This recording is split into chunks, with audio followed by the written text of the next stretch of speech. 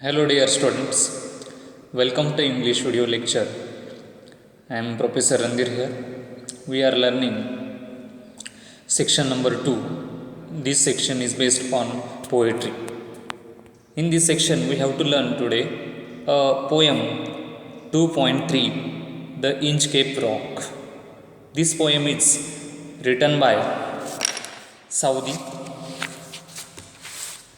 Robert Southey, a Scottish writer. The poem is about some treacherous rock near the coast of Scotland, and an abbot had kindly placed a bell to warn sailors.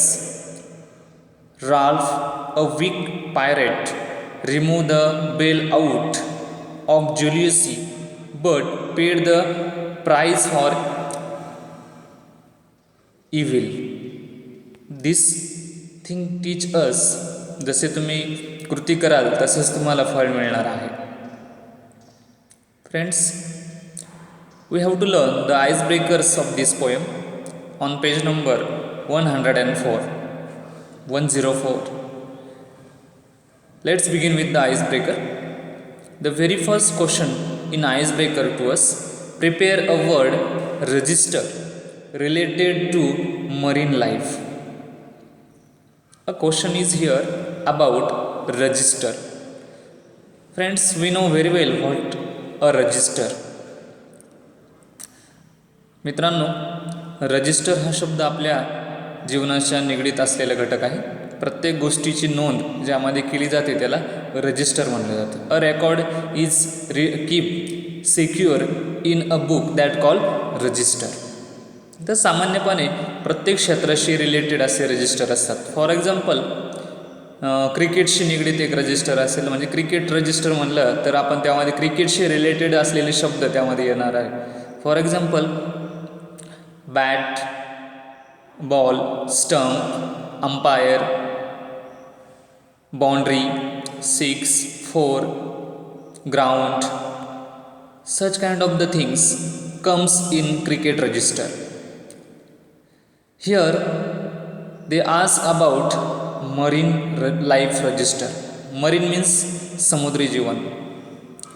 समुद्री जीवनासंबंधी आपल्याला या ठिकाणी शब्द सुचवायचे आहेत. Already one word is given to us, sailors, on page number 104. Sailors means खलाशी. खलाशी म्हणजेच की जे सागरी प्रवास करतात, सागराशी जीवन त्यांचं रिलेटेड आहे. मासेमारी करणारे, प्रवास करणारे जे लोक आहेत खलाशी म्हणून ओळखले जातात, त्यांना सेलर्स म्हणतात. सागरी सफर त्यांची चालू असते. Now I am telling you the words that is related about marine life. That's words are ship, जहाज, shipyard, tide, winds, seabed, sail, अँकर, captain, submarine, port, harbour. These are the words related about marine life. I am repeating it once again. Sailors is already given to you. Ship, जहाज, बोट म्हणू शकतो आपण त्याला. Tied, tied means की समुद्रामध्ये भरती येते, त्याला टाईड कंडिशन म्हणलं जातं, भरती. त्यानंतर विंड्स, वारा. वारासुद्धा एक सागरी जीवनामध्ये महत्त्वाचे. जहाज वाहून नेण्यासाठी वाऱ्याचं कार्य महत्त्वाचं असतं. वाऱ्याच्या दिशेने जहाज वाहतुकीसाठी सुलभ होत असतात. देन आफ्टर सी बेड, सागरी मंच जो असतो त्याला सी बेड म्हटलं जातं. सेल. देन आफ्टर अँकर, जहाज अँकरिंग करावं लागत असतात. ज्या ठिकाणी समुद्रकिनारा असतो त्या ठिकाणी जहाज अडकवून ठेवली जातात, त्या एका हुकाद्वारे त्याला अँकर म्हटलं जातं. कॅप्टन, जहाजाचा जो कॅप्टन असतो त्याला कॅप्टनच म्हटलं जातं. सबमरीन, पाणबुडी, जहाजाचा एक प्रकार आहे. That's call submarine. पाणबुडी जी असते तिला सबमरीन असं म्हटलं जातं. देन आफ्टर पोर्ट, पोर्ट म्हणजे की त्या ठिकाणचं बंदर म्हणू शकतो आपण, त्याला हार्बर पण म्हटलं जातं. These are the words comes in register of marine life. Now you got the all idea about the marine life register words. The next part is here. The functions of a lighthouse are. The functions of a lighthouse are. One question comes in your mind. What is lighthouse? Friends, lighthouse means Deepagraha. A light, a place in a sea or ocean that shows a direction to the ship. जहाजाला दिशा दर्शवण्यासाठी या दीपस्तंभाची, दीपग्रह म्हटलं जातं, दीपग्रह ठेवले जात असतात, बनवले जात असतात. रात्रीच्या वेळेस त्यांना दिशा समजण्यासाठी, मार्ग शोधण्यासाठी या दीपस्तंभ महत्त्वाची भूमिका बजावत असतो.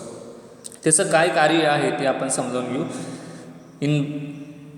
In square box word is given, that word is lighthouse. In Marathi we call it दीपग्रह किंवा दीपस्तंभ. One function is already given to us to show the direction. As I told you, this lighthouse shows the direction to the ships. जहाजांना दिशा दाखवण्यासाठी, दर्शवण्याचं काम ते करतात. One already is given to us. What are the other functions of lighthouse that we have to learn with the help of? To warn ships about treacherous rock.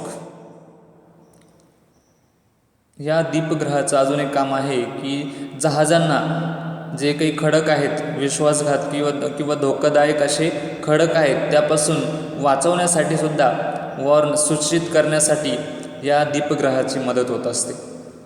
ज्या ठिकाणी समुद्रकिनारा हा घातक असतो अशा ठिकाणी सुद्धा या दीपग्रह बसवलेले आहेत की अनोळखी जे प्रवासी आहेत की ज्यांचा प्रवास या दीपस्तंभाजवळून होत आहे त्यांना ते सूचित करण्यासाठी त्याचं काम केलं जात असतं.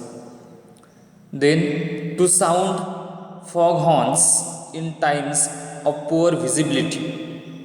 ज्यावेळेस पुअर व्हिजिबिलिटी असते त्यावेळेस त्यांना त्या ठिकाणी कोणत्या ठिकाणी आपण पोहोचलो याचे सूचित करण्यासाठी to sound fog horns in times of poor visibility. धुकं असतं आणि प्रचंड धुक्यामध्ये आपल्याला समुद्र प्रवासामध्ये कुठे आहोत, काय कुठे चालली जहाज याची काही कल्पना येत नाही, तर दीपस्तंभ गाईडलाईन करत असतात. One more function of lighthouse is to warn ships. सूचना देणे, इशारा करणे, सूचित करणे, इंडिकेशन, डायरेक्शन, या सर्व कामं लाईट हाऊस मार्फत केली जात असतात. See the next. Discuss in pairs the various famous rocks in the world and mention the place where they are. चर्चा करा आणि सांगा की जे वर्ल्ड फेमस रॉक्स आहेत ते कोणत्या ठिकाणी आहेत जगभरामध्ये. One is already given to us. There are 2 columns. First column is about famous rock and another column for place. In famous rock place part, the balancing rock is located. The place is Mahabalipuram in India. Mahabalipuram या ठिकाणी balancing rock हा खडक आहे. What are others that we have to learn? Ayers Rock. Ayers Rock. This rock located or the place in central Australia. मध्य ऑस्ट्रेलियामध्ये या प्रकारचा खडक आहे. That's rock called Ayers Rock. Another famous rock is Giant's Causeway. Giant Causeway. This rock located in Northern Ireland. Northern Ireland. उत्तर आयर्लंडमध्ये हा खडक आढळून येतो. Another rock, famous rock, Sigiriya किंवा Sigiriya rock. This rock is place in Sri Lanka. Sri Lanka या देशामध्ये जो खडक आढळतो त्याला सिगेरिया किंवा सायगेरिया रॉक म्हणून ओळखलं जात असतं. We learn the famous rocks and their places. To move forward we have to learn the next part. Narrates in the class a story about someone who destroy or spoil someone else good work. कथन करायचंय नॅरेट्स की एखाद्याचं चांगलं काम आहे ते दुसऱ्याने ते खराब करून टाकलं, अशी स्टोरी आपापसामध्ये सांगायची. This question is based on stories telling. Therefore we skip it. The next question is important to us. Discuss in pairs and groups the following expressions. Take the help of your teachers. आपापसामध्ये चर्चा करायची आणि शिक्षकांची मदत पण यामध्ये तुम्हाला घ्यायची आहे. I am going to read the lines that is given on page number 103. As you sow, so shall you reap.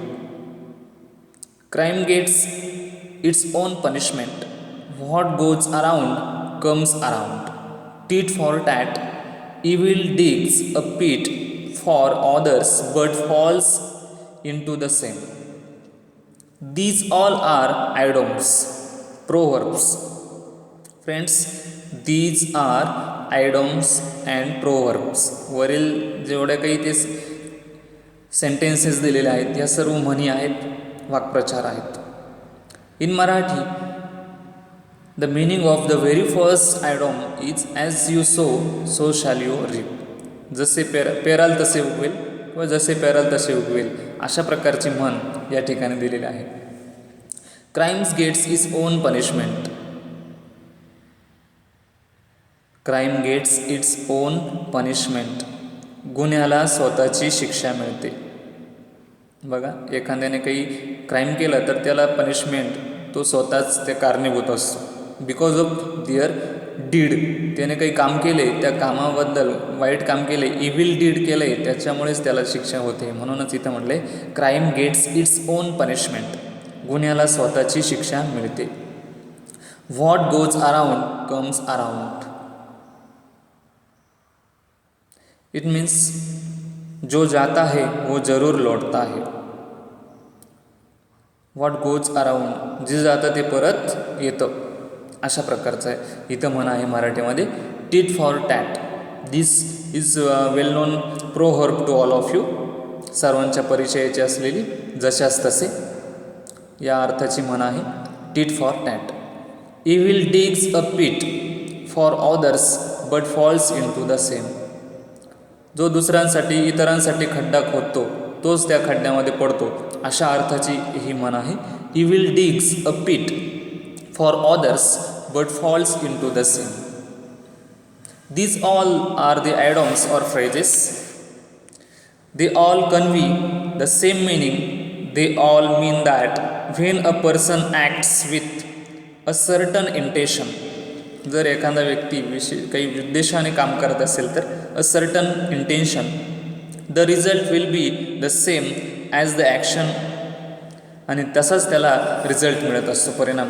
जसं काम, जशी कृती तशी त्याला फळ मिळत असते. If the intentions are good, if the intentions are good, the person will benefit from rewards. जर काम चांगलं असेल तर त्या कामाच्या बदल्यात तुम्हाला चांगल्या प्रकारचं बक्षीस दिलं जातं, रिवॉर्ड दिला जातो, सन्मान दिला जातो. If the intention are evil, जर तुमचं कार्य, उद्देश हा वाईट असेल, दुष्ट उद्देश असेल, दुष्ट वृत्ती असेल, ही विल बी पनिश, त्याला शिक्षा मात्र झाल्याशिवाय राहत नाही. Students, we almost learn the ice breaker part of this poem. Then after we have to go forward and to know about the poet. On page number 104, introduction about poet. Robert Southey, 1774 to 1843. Lifespan of this writer. He was born in Bristol, England our writer who born in Bristol in England. He was the son of draper, educated at Westminster School and Balliol College, Oxford. एक्सफोर्ड युनिव्हर्सिटीमधील त्याचे वडील, त्याने खूप शिक्षित असे त्याचे वडील होते. ही was a poet, laureate of England from 1813 to 1843. Some of his short poems like The Scholar, The Battle of Bellingham, Bishop Hatto, The Inchcape Rock, etc. are very popular with the school children. लहान मुलांमध्ये त्याच्या परिचयाच्या असलेल्या ज्या कविता आहेत त्या माहिती आपल्याला इथे दिलेल्या आहेत. He was a poet of laureate of England from 1830 to 1843.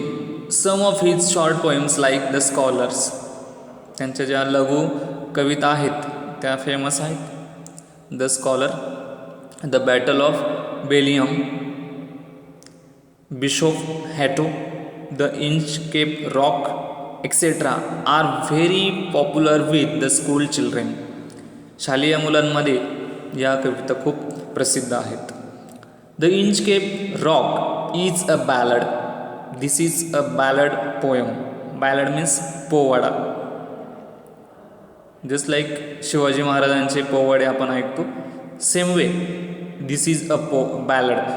It's the story of the 14th century attempt by the abbot of Aberbrothock to install a warning bell on Inchcape.